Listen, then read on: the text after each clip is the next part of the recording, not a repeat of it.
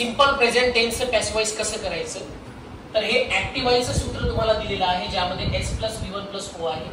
आणि या वाक्याला पॅसिव्हाइज मध्ये कसं बदलायचं त्याचं पण सूत्र समोर दिलेलं आहे, ज्यामध्ये तुम्ही पाहू शकता की पहिल्यांदा ऑब्जेक्ट लिहायचा आहे, am is are v3 by plus subject, कशाचा, ऍक्टिव्हाइजचा. आता पहिलं वाक्य दिलेलं आहे. नियमामध्ये मी तुम्हाला सांगितलेलं आहे की कोणत्याही वाक्याचं पॅसिव्हाइज करताना पहिल्यांदा सब्जेक्ट पाहायचा कुठं आहे, त्यानंतर वर्ब पाहायचं कुठं आहे आणि त्यानंतर ऑब्जेक्ट बघायचं कुठं आहे. तर या ठिकाणी ऑब्जेक्ट आहे देम. आता देम जी आहे सर्वनामाची द्वितीय विभक्ती आहे. देमचा बदल इकडे आल्यानंतर काय होतो, देव होतो. राईट. तर सूत्रामध्ये पहा ऑब्जेक्ट. आता ऑब्जेक्ट लिहिला.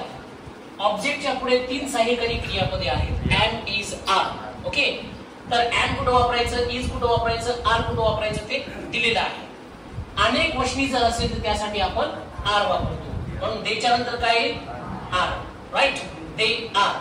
तिन्हीपैकी एक सहाय्यकारी क्रियापद घेतल्यानंतर क्रियापदाचं तिसरं रूप आपण वापरत असतो. तिसरं रूप काय होईल सांगा, इन्व्हाइटचं, इन्व्हाइटेड. काय होईल, इन्व्हाइटेड. क्रियापदाच्या तिसऱ्या रूपानंतर बाय हे प्रिपोजिशन आवर्जून वापरायचं आहे. तर या ठिकाणी आपण वापरलं बाय.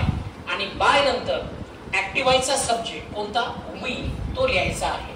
तर वी तिकडे जाऊन काय होतं, अस. बस. Right. They are invited by us. या पद्धतीने सिंपल प्रेझेंट टेन्सचं आपण पॅसिव्हाइज केलेलं आहे. खालचे 2 वाक्य पहा. The man pays the bill. Okay. तर या ठिकाणी सब्जेक्ट आहे द मॅन, पेज आहे v1 आणि द बिल आहे ऑब्जेक्ट. सूत्राप्रमाणे ऑब्जेक्ट आपण या ठिकाणी पहिल्यांदा घेऊया. ऑब्जेक्ट आहे द बिल, लिहिलं. बिल जे आहे एक क्वेश्चन आहे. राईट. म्हणून बिल नंतर काय, इज. राईट. एमजार पैकी इज घेतलं. पेजचं तिसरं काय होतं, पेड, लिहिलं. तिसऱ्या रूपानंतर काय, बाय प्रिपोजिशन आणि त्यानंतर ऍक्टिव्हाइजचा subject the man. The bill is paid by the man. पॅसिव्हाइजचा अर्थ कसा होतो माहिती. आता इकडे पहा. The man pays the bill. तो जो माणूस आहे ना, तो माणूस बिल देतो किंवा पे करतो. आता पॅसिव्हाइज कसं झालं, the bill is paid by the man. त्या माणसाकडून बिल पे केलं जातं किंवा त्या माणसाकडून बिल दिलं जातं. या पद्धतीने त्याचा पॅसिव्हाइज केला जातो. आता लास्ट वन पहा. He helps me. या ठिकाणी ही सब्जेक्ट आहे, हेल्प्स v1 आहे आणि मी ऑब्जेक्ट आहे. सूत्रानुसार आपण ऑब्जेक्ट पहिल्यांदा घेणार. ऑब्जेक्टच्या ठिकाणी काय, मी. मीचा बदल काय होतो सांगा, आय.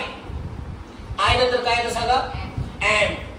त्यानंतर काय करायचं, हेल्पचं तिसरं रूप. यस पासून लावायचं का, नाही, यस काढून टाका. हेल्प्ड लिहिलं v3. v3 नंतर काय घ्यायचं सांगा, बाय. राईट.